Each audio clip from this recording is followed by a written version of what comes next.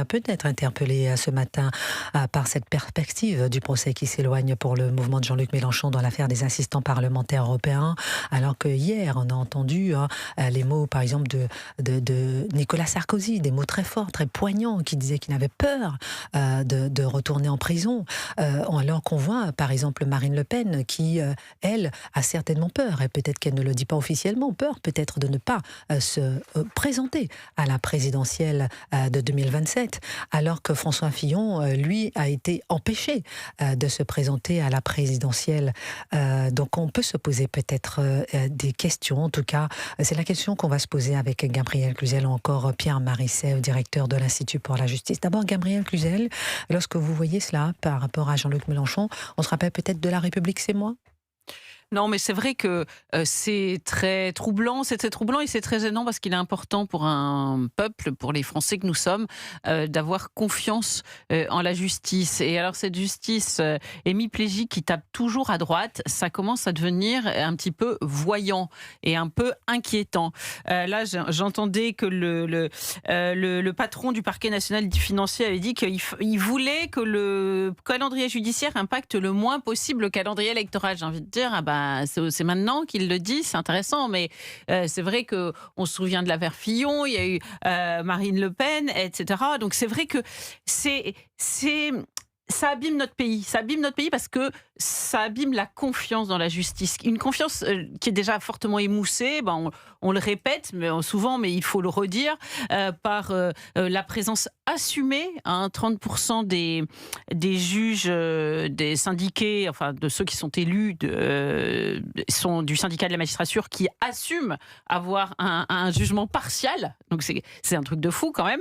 Donc déjà, il y a cette donnée-là qui émousse la confiance en la justice. Et puis il y a ces faits, c'est vrai que ils le disent officiellement, c'est incroyable. Ils l'assument, hein. C'est incroyable. Ils prennent position contre des projets de loi. Oui, Pierre-Marie Sèvres. Ils ont manifesté contre le Rassemblement national, sauf erreur de ma part. Voilà.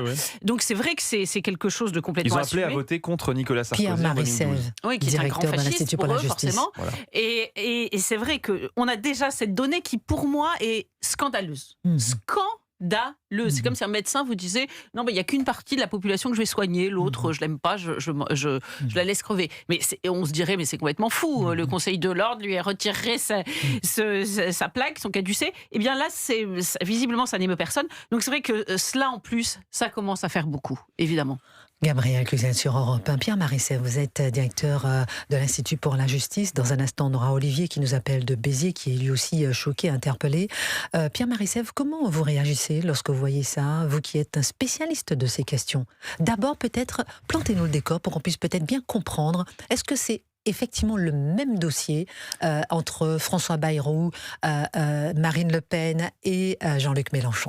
Alors, ce qui est vrai, c'est que le principe est le même. Ce qu'on reproche au MoDem, à LFI et au FN devenu le RN, c'est d'avoir utilisé des assistants parlementaires du Parlement européen, donc qui étaient liés directement avec un député européen de ce parti-là, de l'avoir utilisé pour d'autres tâches au sein du parti, donc pour l'essentiel à Paris, etc. Donc le principe, à chaque fois, on reproche la même chose. En revanche, il y a des différences d'ampleur. Alors, si vous permettez, et arrêtez-moi si je me trompe, que cela n'était pas officiellement interdit. Alors, si j'ai bien compris. Effectivement, il y a eu une grosse période de flottement. C'est ça. Traditionnellement, en France, on estimait qu'un assistant parlementaire d'un député, quel qu'il soit, européen ou français, appartenait ensuite, c'était comment dire, voilà, ou en tout cas, c'était la liberté politique du député de l'utiliser comme il le voulait, et compris pour faire d'autres missions politiques. Okay. À noter que on parle ici de officiellement détournement de fonds publics. Or, on n'est absolument pas dans une affaire où on aurait un maire qui aurait pris de l'argent, 500 000 euros, sur un marché public qu'il aurait passé, ou autre chose. Non, pas du tout. Et ça a été redit dans le procès Marine Le Pen, il n'y a pas d'enrichissement personnel. C'est dans le cadre du travail politique. Les Français traditionnellement considérait que le travail politique, c'était au Parlement européen, au Parlement français, pour le parti, tout ça se confondait. Et dans les autres pays plutôt nordiques, c'était pas le cas. Et le Parlement européen effectivement, il y a eu une grande période de flottement dans les années 2010, a finalement dit oui, on va revenir sur cette pratique-là. On voudrait officialiser qu'un assistant parlementaire du Parlement européen doit uniquement travailler pour le Parlement européen et non pas pour le parti. Et donc effectivement, il y a une vraie période de flottement. Pierre-Marie Sèvres, Institut pour la justice sur Europe 1. Alors, en revanche, il y a une différence d'ampleur et ça c'est un fait établi. 500 000 euros d'un côté. 500 000 euros d'un côté. Pour le Front National, on est plutôt de l'ordre de 6 ou 7 millions. Donc c'est tout de même beaucoup plus donc élevé. 500 000 euros pour LFI, 6 ou 7 millions pour FN. Exactement, et un petit peu moins pour le MoDem. Il y a aussi une ampleur dans le nombre de personnes qui ont été mises en cause. Pour le Front National, on a eu une vingtaine de condamnations. Pour LFI, on n'a que 2 témoins assistés, donc qui sont pas encore condamnés, ou qui le seront peut-être, qui ne sont pas mis en examen. Donc il y a quand même une différence d'ampleur qui peut expliquer, je ne dis pas que c'est la seule chose qui explique, et je pense qu'il y a beaucoup à dire, et effectivement, sur l'ambiance au sein de la magistrature. Mais c'est bien de tout nous dire, tout nous expliquer. Est-ce que ça justifie pour autant, effectivement, le fait pratiquement d'écarter le dossier d'un revers de la main? C'est assez surprenant. Oui, et moi, ce qui me gêne avant tout, c'est la condamnation de Marine Le Pen. Qu'elle soit condamnée, bon, c'est une chose, qu'elle soit condamnée à une peine d'inéligibilité, ça n'est pas anodin, et ça s'inscrit pour moi dans cette guerre qui existe entre juges et politique, qui existe depuis des siècles, pour être honnête, et qui a connu un retournement depuis les années 90, où les juges ont décidé de punir les politiques, de leur faire la peau, de les condamner et de les mettre entre leurs mains. Et en l'occurrence... effectivement, et 1997, on se rappelle du livre « Le pouvoir des juges » d'Éric Zemmour. Voilà, absolument, c'est exactement la même chose, c'est dans le même courant, et aujourd'hui, depuis les années 90, le courant n'a fait que s'accentuer. On a l'affaire Fillon, évidemment, qui a fait énormément de bruit, où les juges ont mis un droit de veto sur un candidat, parce que dans les faits, c'est ce qui s'est passé. L'affaire Marine Le Pen, où les juges ont, pas tous les juges, mais en tout cas le système judiciaire a mis un droit de veto sur Marine Le Pen.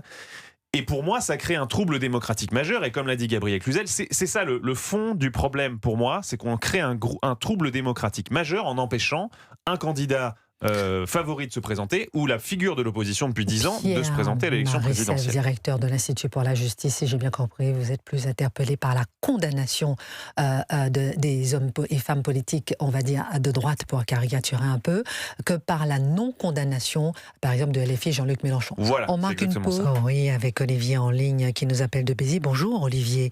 Bonjour Christine. Oui, vous avez entendu Pierre Marissem, directeur de l'Institut pour la justice, qui nous a un peu planté le décor et qui nous a expliqué effectivement les différences entre LFI, entre le FN, entre le MoDem. Comment vous réagissez par rapport à cette apparence, en tout cas, de laxisme par rapport à LFI?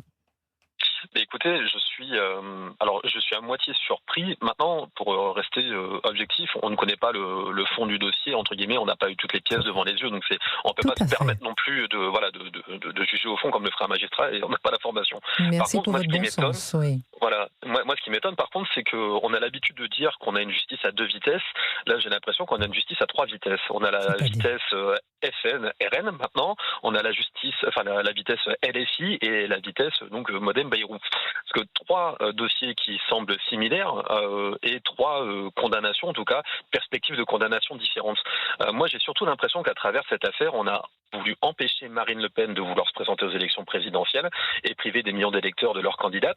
Parce que quand on prend le cas de Bayrou et de Mélenchon, on s'aperçoit que l'infraction reste potentiellement la même, parce que malgré tout, dedans, notamment concernant les filles, il y a 2 assistants parlementaires qui restent témoins assistés, c'est-à-dire qu'ils sont quand même impliqués dans le dossier, et il n'y a pas de condamnation de la tête. Et ça me choque profondément. Si on veut avoir une justice équitable, il faut que tout le monde soit jugé de la même façon. Et là, clairement, ça ne me semble pas du tout le cas. Voilà, donc je suis franchement en colère. Ah oui, vous êtes franchement en colère. Pierre Marissem veut réagir. Alors, directeur de l'Institut pour la justice. Olivier, on ne connaît pas le fond du dossier, c'est vrai, c'est un angle mort pour commenter cette affaire-là. En l'occurrence, une des explications, et encore une fois, moi je redis, je pense, je suis d'accord aussi avec vous, on a voulu empêcher d'une façon ou d'une autre Marine Le Pen de se présenter, et c'est un scandale, c'est un grand trouble démocratique. Pour moi, c'est le scandale.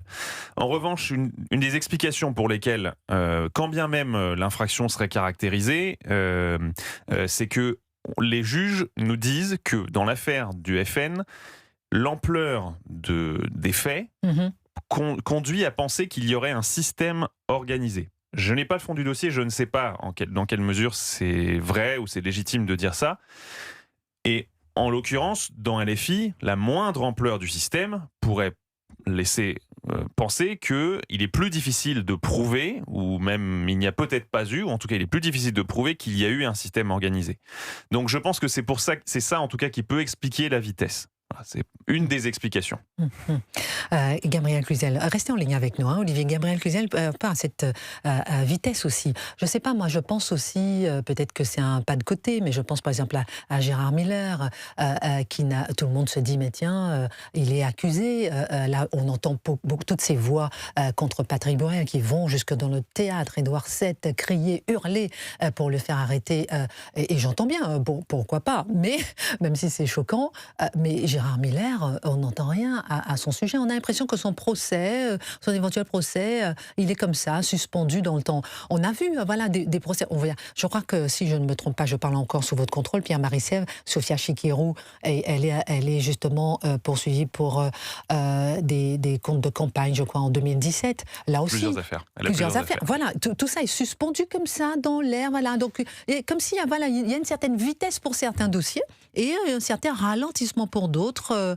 En tout cas, c'est l'impression que les Français ont, quoi. Non, mais il y a deux éléments, et même si vous avez raison, et de fait, nous n'avons pas tous les éléments, mais il y a deux éléments qui frappent, et ça, c'est ce qui est certain, c'est que ça ébranle la confiance des Français. Les deux éléments, c'est que une partie des magistrats ne fait pas mystère de ses convictions et de sa partialité. Donc forcément, il y a une présomption de partialité. Pour certains, d'ailleurs. Voilà, ils se déclarent comme tels. Voilà, ce qui ne veut pas dire d'ailleurs que certains ne se déclarent pas, ils ne sont pas aussi partiaux. Bref. Il n'y a pas de syndicat de magistrats d'extrême droite. Mais il n'y a pas de syndicat. Exactement. Donc on sait qu'il y a une partialité.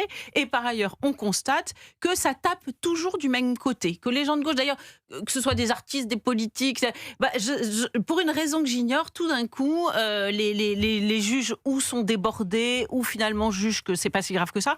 Donc, alors peut-être que les gens de droite sont vraiment des gens abominables par essence, c'est-à-dire que des escrocs, je sais pas, voilà. Mais on peut quand même se demander s'il n'y a pas un lien entre cette partialité assumée et le fait que ce soit toujours des gens de droite qui soient poursuivis. Et puis il y a un problème philosophique presque. C'est-à-dire qu'il est établi que la gauche est morale. C'est la gauche qui dit que c'est le bien, le mal, le bon, le vrai. Donc, tous ceux qui sont de son côté, par essence, on ne les poursuit pas de la même vindicte. Moi, je le vois pour toutes les affaires même de mœurs, d'abus sexuels, etc. Moi, je ne m'explique pas que le périscolaire n'ait pas foutu tout le monde dans la rue. Pardon, je ne m'explique pas, je suis d'accord avec vous, effectivement, que des femmes ne soient pas en train de crier, de hurler devant tous les périscolaires ce matin. Mais exactement. Mais c'est une abomination. C'est une abomination. Vraiment. Eh bien non, mais je ne peux pas m'empêcher de penser que la couleur politique de la mairie de Paris y est pour quelque chose. Olivier, comment vous voulez réagir par rapport à tout ça? Olivier qui nous appelle de Béziers sur Europe 1. Oui, tout à fait. Mais écoutez, je suis assez d'accord avec vos différentes analyses. Outre le fait de vouloir empêcher une candidate de se présenter aux élections présidentielles, la magistrature est clairement marquée à gauche. Je veux dire, ce n'est pas nouveau. C'est comme l'enseignement. Enfin, tout le monde sait que voilà, il y a des gros syndicats qui sont classés à gauche. J'ose espérer, même si maintenant je ne suis plus dupe, que ça n'influe pas sur les décisions de justice. Mais force est de constater que apparemment ça rentre en jeu. Idéaliste, mon Olivier. On vous aime comme ça, quand même. Hein. Il faut essayer. Si on commence à tout voir en noir, on n'est pas sorti de la situation. Oui. Non, mais ce qui est assez incroyable, c'est qu'on a, la loi prévoit des maximums de peine pour tout, un maximum de condamnation, et donc le juge a l'appréciation de taper, on va dire, à peu près là où il veut dans ce maximum de peine. Je vais y arriver. Par contre, ce qui est incroyable, c'est qu'on applique des sanctions inouïes à une candidate, à Marine Le Pen, concernant une même affaire, et que de l'autre côté, alors il n'y a même pas de relax, c'est même pas une relax, parce qu'il n'y a pas de jugement, on sort complètement du dossier Mélenchon. Moi, je vous avoue que je suis sidéré par ça. On voit clairement une empreinte politique. Alors après, ce que les magistrats se disent, de toute façon, il ne peut pas être président de la République, parce qu'il n'y arrivera pas, il passera pas. Est-ce que de fait, du coup, ils mettent moins de pression par rapport à ça et qu'ils ont voulu empêcher la personne qui potentiellement peut gagner d'arriver à cette élection? Est-ce que c'est un système qui est mis en place par rapport à tout ça? Est-ce qu'il y a des autres intérêts? Ça, je ne sais pas. Mais en tout cas, je pense que les Français ne sont pas dupes, eux, et qu'on voit bien que Marine Le Pen est empêchée et pas Mélenchon, quoi. C'est tout. Les Français ne sont pas dupes et les Français, est-ce qu'ils ont les moyens d'agir? Est-ce qu'ils ont les moyens de réagir, même à part comme ça, là, par exemple, comme vous, Olivier? Olivier, hier, par exemple, je vous garde encore, excusez-moi Olivier, mais hier par exemple j'ai croisé un homme brésilien dans un restaurant. Et il me dit, ah oui, on a bien aimé l'interview que vous avez faite d'un candidat, vous vous rappelez Gabriel Cluzel, que je suis enseignante, d'un candidat à la présidentielle au Brésil. Au Brésil, vous êtes une star et tout. Je dis, c'est super, je vais y arriver bientôt au Brésil, alors, trêve de plaisanterie. Il me disait comment, au Brésil, on a quand même mis l'ancien président condamné à 24 ans de prison. Je l'ai regardé, je lui ai dit, et Nicolas Sarkozy? Et il s'est tu. Ça m'a interpellée. N'est-ce pas, Olivier? Dites-moi ce que vous en pensez. Moi, lorsque j'entends « on est pour ou contre Nicolas Sarkozy », je ne demande pas de juger, mais je me demande juste un ancien chef d'État. Qu'est-ce qu'il a dit hier? Je ne demande qu'une chose, être traité comme n'importe qui, être jugé pour ce que j'ai fait, pas pour ce que je suis. Il a ajouté, on a dit que j'étais quelqu'un qui était au-dessus des lois, mon Dieu. Si vous saviez, Monsieur le Président, comment vous réagissez, Olivier? Ensuite, je vous fais réagir Pierre-Marie Sèvres.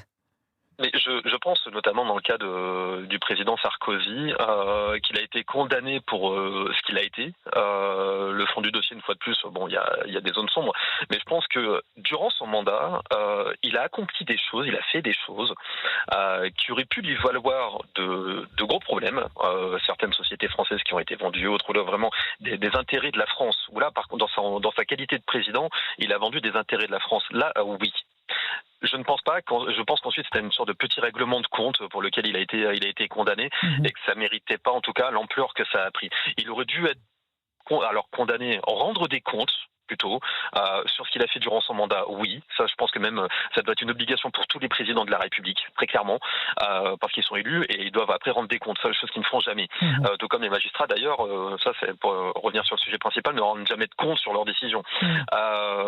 Mais pas en tout cas sur sa dernière condamnation. Je pense que là, c'était un peu différent. Voilà. Merci Olivier. Je vous vois sourire peut-être, Pierre-Marie Sèvres, directeur de l'Institut pour la justice. Oui, en fait, moi, je me dis que le concept clé dans tout ce dont on parle là, c'est le concept d'impartialité. On demande à tous les agents publics, à tous les fonctionnaires et a fortiori aux magistrats de faire preuve d'une impartialité complète. Oui. Et le problème, et ça c'est aussi quelque chose de très ancien, l'impartialité c'est pas simplement dans votre fort intérieur, vous devez être neutre, c'est vous devez renvoyer une image d'impartialité. La justice ne doit pas seulement être rendue, doit être vue, être rendue. Et le problème dans l'affaire Nicolas Sarkozy, c'est que c'est un fait objectif. On a des magistrats qui ont outrepassé largement leur devoir de réserve pendant le mandat de Nicolas Sarkozy, qui ont voué une véritable haine à Nicolas Sarkozy. Ça, moi je ne connais pas le fond du dossier, je ne me prononce pas, mais en revanche, ce qui est un fait objectif, c'est qu'il y a eu une haine envers Nicolas Sarkozy de la part notamment du syndicat de la magistrature qui a appelé à voter contre lui. Vous imaginez des juges qui mettent le pied dans l'arène politique, qui disent voter contre telle personne. Donc voilà, donc ça c'est un fait établi. Et si on en revient à l'affaire Marine Le Pen, il y a quelque chose de très connexe. C'est une anecdote qu'on m'a racontée il y a quelques jours. Pierre-Marie Sèvres. Alors c'est une magistrat qui a connu Marine Le Pen au moment où Marine Le Pen a passé son barreau. Je ne sais pas si l'anecdote est vraie, mais je fais confiance à cette magistrat, donc c'est pour ça que je vous la raconte. Alors on va marquer une pause parce que ça m'intéresse. Olivier, vous restez avec nous ? Bien sûr. Allez, restez avec nous. On marque une pause, on revient avec l'anecdote de Pierre-Marie Sèvres. On va continuer à parler de cette apparence de deux poids, deux mesures, ou bien ce deux poids, deux mesures entre le problème, l'enquête sur les assistants parlementaires. On parlera effectivement de Nicolas Sarkozy, puisqu'on est quand même dans un moment assez crucial, même si le jugement sera rendu le 30 novembre, mais un ancien chef d'État qui se dirige vers la prison, comment interpréter tout ça? On parlera aussi de cet espace public qui est désormais pris d'assaut, insultes et menaces à Deauville, à La Baule, les bornes d'incendie dégradées, 22 000 policiers là, qui vont être rassemblés ce week-end pour un match de foot qui n'a pas lieu à Paris.